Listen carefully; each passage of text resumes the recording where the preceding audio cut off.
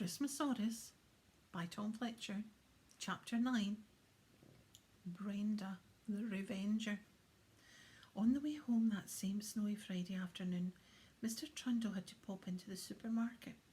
William wheeled himself straight to his favourite aisle, the breakfast cereal aisle. He could spend hours there choosing which box to take home. Chocolate-covered frosty ones or frosty-covered chocolate ones were his favourites.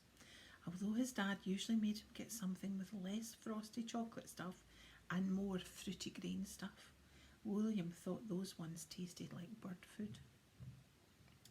On this particular day, William had just wheeled himself to the end of the cereal aisle for the 7th time, lost in feelings of emptiness and worries about his lonely dad, when he heard giggling behind him. He spun his wheelchair round and stared down the long aisle of breakfast munch, but there was no one there. How odd. Suddenly some scurrying footsteps rushed past, but by the time he'd whizzed his chair around, whoever it was had gone. "Hello," William called, but no one answered. He was just about to go and find his dad when he saw something rather strange out of the corner of his eye.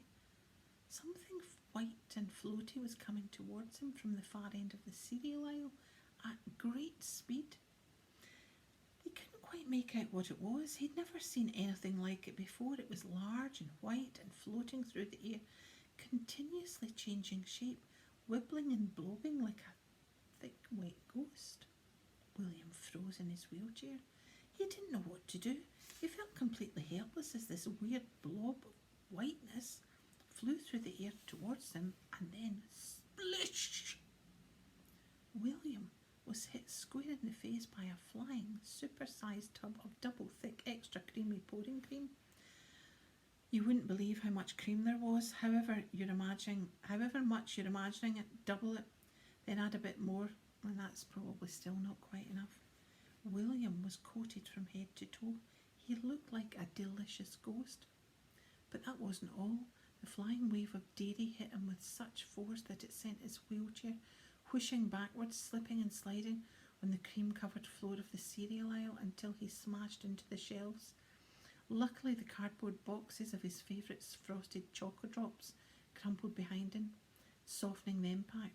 But as one box fell over, knocked another box, which knocked over the next box, and the one after that, until suddenly every box was knocking over every box next to it like a crazy game of breakfast cereal dominoes. The boxes fell one after the other. There was an almighty crash as clouds of flakes and puffs of corn and oats filled the air.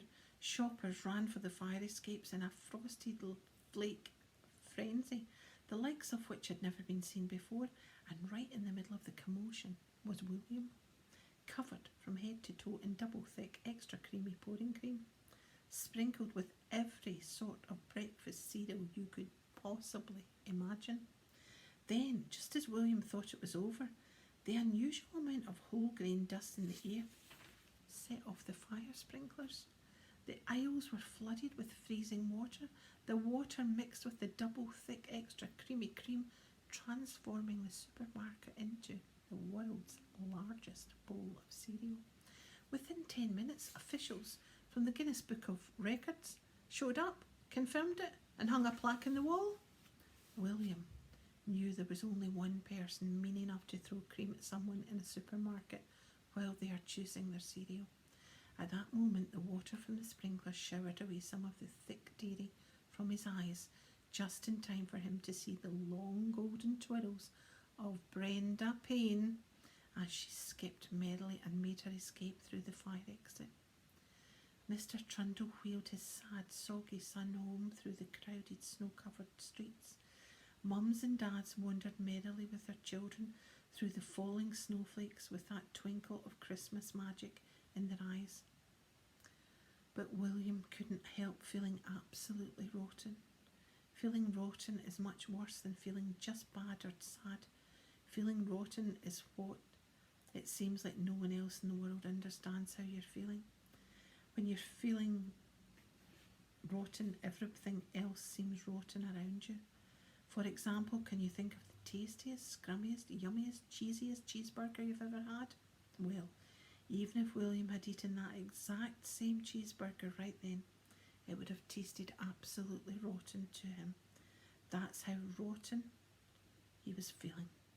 Everyone feels rotten from time to time, and that's perfectly okay. But no little boy or girl should feel rotten at Christmas time. That's just rotten. Right then, William didn't care about Christmas. In fact, at that moment, he didn't feel like caring very much about anything at all. William just wanted to go to his rotten home and go to rotten bed. With her head full of worries, Mr. Trundle and William trundled home, aware that somewhere close behind them, hiding in the shadows, someone was watching them. William was being followed.